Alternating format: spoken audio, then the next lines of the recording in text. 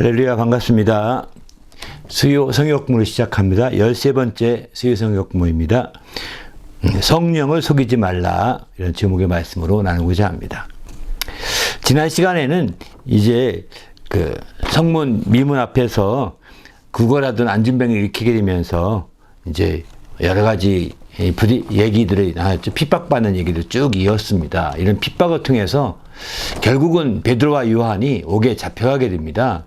그리고 이제 가는 데에 잡혀가서 거기서 다시는 예수 이름으로 가르치지 말고 말하지도 말라고 이렇게 강력하게 그런 경고를 듣고 나오게 되죠. 그런데 그 경고를 듣고 나와서 이제 교회 얘기했더니 성도들이 더 분개해가지고 의분이 생겨서 팍 하나님께 몸부림치며 기도하는 내용이 지난번에 내용이었습니다. 그들이 간절히 기도해서 막 빌기를 다 하였더니 마침내 성령이 충만해졌다고 했습니다. 그때 빌기를 다했다 할 때 빌기라는 것이 대센터이라는 단어인데 이것은 하나님께 간절히 요청하고 간청하는 겁니다. 간구하는 겁니다. 간구하여 청하는 것이라고 볼 수가 있는데 이렇게 마치 아주 온 힘을 다 해서 기도하고 간구하는 것들을 이제 대센톤이다라는 단어를 쓰게 되는데 이렇게 기도하였더니 그들이 다 성령이 충만했습니다. 그리고 성령이 충만해져서 나가서 담대히 말씀을 증거하는 역사가 이어지게 되었죠. 그래서 이제 이렇게 되니까 분위기가 달라지는 거예요. 성도들의 분위기가. 핍박도 있고 박해도 있지만 성도들이 더 모여서 기도하면서 이제 열정이 생기게 된 거죠. 그랬더니 이제 성도들이 더 많이 모여서 함께 나누어서 함께 모일 때마다 서로 통용하고 함께 재물을 나누고 이러는 거예요. 근데 그런 사람들 가운데는 이제 자기 집도 팔아가지고 자기 재물도 팔아서 사도들 앞에 갖다 놓으면 사도들이 그거 나눠주면서 함께 부족함이 없도록 이렇게 하는 놀라운 역사들이 이어졌습니다. 이런 일들을 통해서 이제 아주 놀랍게 한 단계 더 점핑된 그 사역들이 진행된 거죠. 근데 오늘 이제 본문은 그런 연장선에서 시작된 얘기입니다. 오늘 본문은 이제 사도행전 5장 1절부터 11절까지 말씀을 바탕으로 이렇게 하는데 여기서의 중심은 이제 아나니아와 삽비라라고 하는 두 사람이 주인공입니다. 이 두 사람이 이제 다른 사람이 집도 팔고 이렇게 재물을 팔아서 교회 앞에 갖다 놓으니까 이 두 사람도 굉장히 그런 감동을 받았던 것 같습니다. 그래서 팔았습니다. 팔아서 그걸 갖다 놓으려고 했더니 걱정이 드는 거예요. 그래가지고 다 갖다 주지 못하고 일부분만 둘이 상의하는 가운데 갖다 놓게 되죠. 그러므로 말미암아 나타난 정말 일들, 해프닝이라고 하는데 해프닝이라고 말하기는 너무나 큰 사건이었어요. 왜냐하면 이 일로 인해서 바로 그들이 죽게 되거든요. 이 일로 말미암아 죽기까지 하는 그런 사건이 벌어지게 된 거죠. 이게 사도행전의 처음이자 마지막 이 뒤에는 그런 일이 안 나타나는데 처음이면서 마지막으로 나타난 아주 놀라운 사건이라고 볼 수 있는 거죠. 그 사건의 발단은 5장 1절에 보면 이렇게 말하죠. 아나니아라는 사람이 이제 그의 아내 삽비라와 더불어 소유를 팔아서 그 값에서 얼마를 감추었다고 했습니다. 그 아내도 알더라 이렇게 말하죠. 얼마만 가져다가 사도들의 발 앞에 두었다고 했습니다. 그러니까 사도가 물어봅니다. 바로 이것이 전부냐라고 물으니까 이제 베드로가 아나니아와 어찌하여 사단이 내 마음을 가득하여 성령을 속이고 여기는 이제 아나니에게 물어볼 때는 물어보기도 전에 베드로는 알았던 거죠. 이것이 내가 어찌 사단이 가득하여 성령을 속이고 땅값 얼마를 감추었느냐라고 묻습니다. 그 땅이 그대로 있을 때에는 내 땅이 아니며 또 판 후에는 내 마음대로 할 수가 없더냐. 어찌하여 이 일을 내 마음에 두었느냐. 사람에게 거짓말한 것이 아니요 하나님께로다 라고 이렇게 말하죠. 그렇습니다. 이렇게 이제 베드로가 아나니아 갖다 놓은 그 재물을 보면서 깜짝 놀라서 왜 이렇게 속이느냐. 그 얼마나 갖다 놓은 거 보면서 이렇게 속인다고 하는 것을 성령을 속이고 이렇게 사단이 가득하여 성령을 속였느냐라고 이렇게 묻습니다. 그러면 하신 말씀이 땅이 그대로 있을 땐 내 것이 아니었느냐. 판 후에도 내 마음대로 할 수 없더냐. 사실 판 후에도 자기 거예요. 또 팔기 전에도 자기 거예요. 다 자기 건데 이제 그 마음이 판후의 마음이 바뀌었다는 거죠. 자기 마음이 아니라 사단의 마음으로 바뀌었다는 것을 얘기하고 있는 거거든요. 그래서 사단의 마음으로 바뀌었는데도 불구하고 그게 자기 마음인 양 이렇게 하게 되니까 성령을 속였다라고 이렇게 말씀하시는 거죠.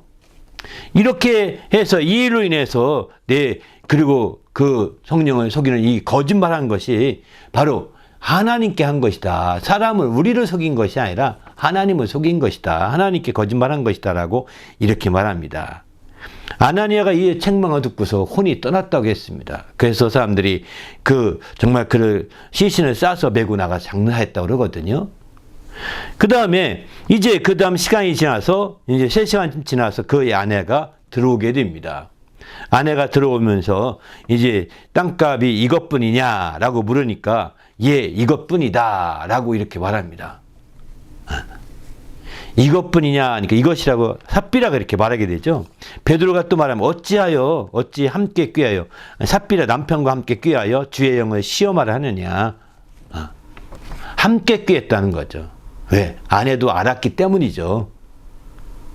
함께 서로가 협의해서 결론을 낸 거거든요. 얼마만 내고 나머지는 우리가 그냥 생활하자 이렇게 했던 거죠.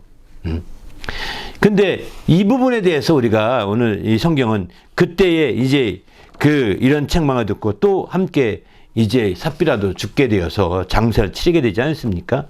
이 일로 인해서 아주 온 교회가 아주 크게 두려워 떨게 됩니다. 야, 정신 바짝 차려야 되겠다. 이렇게 해서는 안 되겠다. 이거 큰 문제 생기겠다. 이런 생각하면서 그 부분에 대해서 아주 간절하게 그들이 아주 두려움에 쌓이게 되는 거죠. 이런 내용들이 11절까지 있게 되는데요. 여기서는 한 가지 성령을 속였다는 문제에 좀 집중적으로 살펴보려고 합니다. 성령을 속인다는 거, 바로 이것은 육체의 생각대로 가게 되면 성령을 속일 수밖에 없습니다. 성령이 속인다고 할 때 어떤 큰 고단수로 속이는 것이 아닙니다. 성령이 그 고단수를 어떤 꾀를 내야 전략을 펴야 성령이 속는 것이 아니라 육체의 생각을 앞세우면 성령을 속이는 것입니다. 육체의 소욕이 성령의 역사를 거역하게 한다고 갈라디아 5장 16절이야 말씀하지 않습니까? 이렇게 성령의 생각대로 강력히 가야지, 그렇지 않고 육체의 소욕을 앞세워서 그 육체의 소욕의 문제를 따라서 육체의 문제를 해결하고 그리고 우선순위로 그것에 초점을 두게 되면 성령을 속일 수밖에 없는 거죠. 처음만과 달라진 것입니다. 처음에는 성령의 감동을 받아서 움직였는데 이제 육체의 소욕을 따라서 성령의 감동보다는 육체의 소욕을 따라서 움직이게 되니까 결국 그리고 그 결론대로 움직여 나가니까 성령을 속인 격이 된 거죠. 아마 모르고 몰라도 이 사람이 성령을 속였다고 이렇게 말했던 걸 본다면 아나니아와 삽비라가 땅을 팔기 전에 정말 많은 성도들 앞에 나도 다른 사람처럼 다 팔겠어, 바로 그 앞에 내놓겠어 막 이랬을 것 같습니다. 네, 성령의 큰 감동받아서 그들이 먼저 그렇게 했던 걸 보면서 나도 그렇게 되겠다.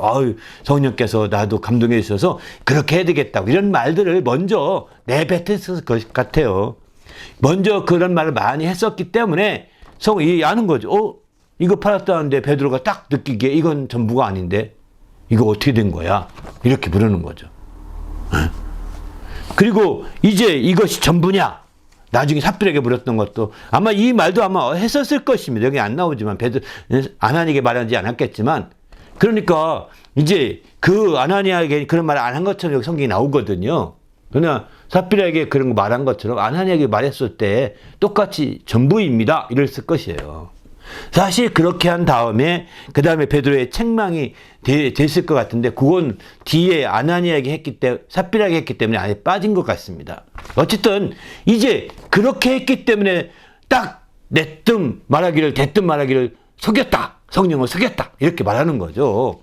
그렇지 않고 그냥 조용히 혼자 있다가 땅을 팔아서 갖다 드렸다. 그러면 아마 전혀 베드로 같은 경우는 그런 소문도 듣지 못했고 그런 얘기도 듣지 못했고, 그런데 누가 팔았다고 해서 정말 팔았으면 일반 헌금과는 다르게 더 큰 규모이지 않겠습니까? 다른데 한 주장이라면 이건 적어도 몇 장은 되지 않겠습니까? 그럼 왜 이렇게 헌금하십니까? 하고 물어볼 수 있을 텐데 그것도 아니잖아요. 제가 볼 때는 처음부터 막 떠벌렸던 거예요. 성령의 역사는 떠벌리면 안 됩니다. 성령의 감동을 받았을 때 크게 떠벌리는 건 지혜가 아닙니다. 많은 능력 사역자들이 크게 떠벌리거든요. 막 이렇다 막 크게 작은 것까지 크게 확대시키고 막 침소붕대한다고 그럴까요? 크게 확대시키다 보니까 나중에는 거꾸로 이상하게 됩니다. 속이는 자가 되는 거예요. 안타깝지 않습니까? 아마 이 아나니아도 처음부터 성령의 감동 받았던 건 분명하지만 그것을 막 크게 떠벌리고 크게 행동하기 전에 크게 막 나타내고 얘기했다가 그것을 이루지 못함으로 말미암아 속이는 자로 전락되는 것입니다. 성령의 역사는 어떤 감동이 있어도 그걸 감동을 따라 먼저 크게 떠벌리지 않길 바랍니다. 떠벌리지 않아도요 성령을 제한하는 건 아닙니다. 떠벌리지 않아도 성령의 역사를 정말 제한시키거나 성령의 역사에 대해서 뭔가 근심케 하는 것이 아닙니다. 그러나 그것을 끝내는 떠벌리지 않아도 끝까지 이루어 가야 되는 거죠. 그리고 성령의 감동이 있었다면 그대로 얘기해야죠. 둘중이 상의하지 않았더라면 삽비라라도 그랬을 거예요. 이것이 전부냐 할 때 아닙니다. 전부 아닙니다. 팔았는데 사실은 이제 여차여차해서 여차를 남겨놓고 이 정도만 가깝습니다. 이렇게 말했다면 어쩌면 삽비라만큼은 죽음을 면했을지 모릅니다. 근데 삽비라도 둘이 합했으니까 얘기했으니까 이제 이것이 전부냐. 남편이 어떻게 말할지 모르니까 둘이 얘기한 대로 얘기하는 거죠. 그러니까 전부입니다. 이렇게 말하는 거죠. 그러니까 네가 어찌 함께 꾀하여 주의 영을 시험하려 하느냐고 이렇게 책망을 듣지 않습니까? 주의 영, 여긴 성령을 똑같은 성령을 시험하려고 하느냐. 이거 시험하는 거예요, 이게. 바로 인간의 생각을 앞세워가게 되면 성령을 시험할 수밖에 없는 거죠. 인간의 어떤 전략을 앞세우면 성령을 시험하기 쉽습니다. 정직해야 합니다. 성령은 정직해야 정말 하나님을 시험하지 않고 하나님 앞에 바르게 될 수 있는 거죠. 우리 모두도 정직하여서 하나님의 앞에 귀하게 쓰이는 성도가 되시길 바랍니다. 성경에 잠언의 51장, 시편 51편 10절에 보면 정직한 영을 새롭게 한다고 하지 않습니까? 성령으로 하고자 하는 일들은 정직해야 되는 거예요. 성령으로 새롭게 되기 원하기 때문인 거죠. 정직한 영을 새롭게 하시는 거거든요. 정직한 자는 주님의 얼굴을 비옵는다고 시편 11편 7절에 말합니다. 성령이 역사를 이루게 되면 주님의 앞에서 하는 일이거든요. 그러니까 정말 정직한 자는 주님의 얼굴을 뵙는다고 했으니까 정직한 자가 되어서 정말 주님 앞에 가린 것이 없어야 되는 거죠. 거짓말한다는 것은 가리는 겁니다. 감춘다는 건 가리는 것입니다. 숨기는 것입니다. 이게 그분 앞에 드러나지 않을 것이 없고 나타나지 않을 것이 없다고 하지 않습니까? 그러기에 우리는 주님 앞에서 철저히 하나님 말씀을 통해서 철저히 정직한 심령이 되시기 바랍니다. 정직한 자의 성실은 자기를 인도하고 정직한 자의 공의는 자기를 건진다라고 잠언 11장 3절과 6절에 이렇게 말합니다. 정직한 자의 그 공의와 정직한 자의 성실함이 필요한 거예요. 똑같은 성실함도 정직해지고 정직한 자의 공의가 돼야 되는 거죠. 그게 자기를 건지고 인도하는 겁니다. 더 나아가 정직한 자의 기도는 하나님이 기뻐하신다고 했어요. 잠언 15장 8절에 보게 됩니다.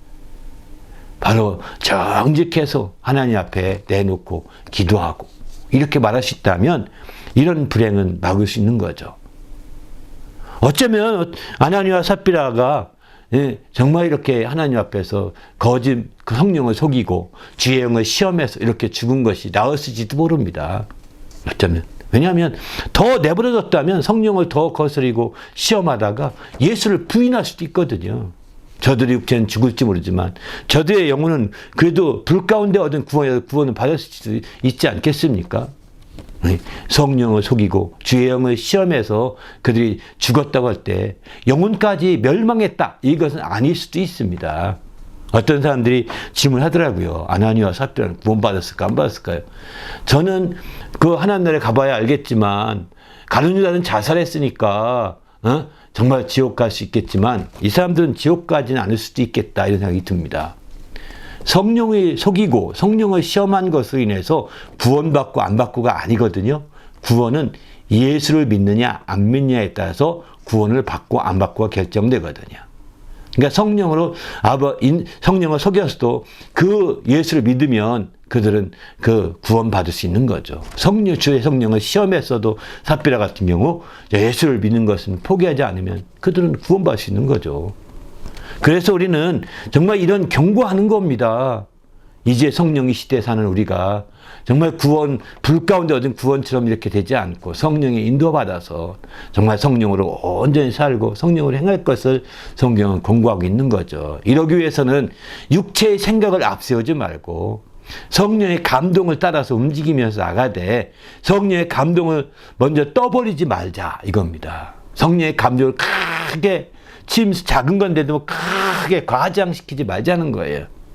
그거 못 지키고 그걸 제대로 실행하지 못하면 그 성령을 시험하거나 성령을 또 속이는 결과로 빚어질 수가 있거든요. 그러기 위해서는 성령의 역사가 잠시 제한될지 모르겠지만 크게 떠벌리고 과장시키지 말고 그저 하나씩 묵묵히 나가고 단지 어떤 상황이든 간에 정직하게 한다면 이런 죽음은 면할 수 있었을 것입니다. 또 주님이 새롭게 하신 그동안에 정직하지 못했던 것에 대해서는 성령 과장한 것에 과장하고 그만큼 시치하지 못한 것에 대해서는 주님이 마이너스 점수 받을지 모르지만은 이렇게까지는 안 죽었을 수 있다고 생각을 합니다. 우리 모두도 이것이 큰 경계거리가 되어서 깨어있는 성도가 되시기를 예수님의 이름으로 축원합니다. 우리 모두도 정직하여서 성령 인도함 받아 열매 맺고 결실하는 성도가 되시기를 예수님의 이름으로 부탁을 드립니다. 할렐루야. 감사합니다.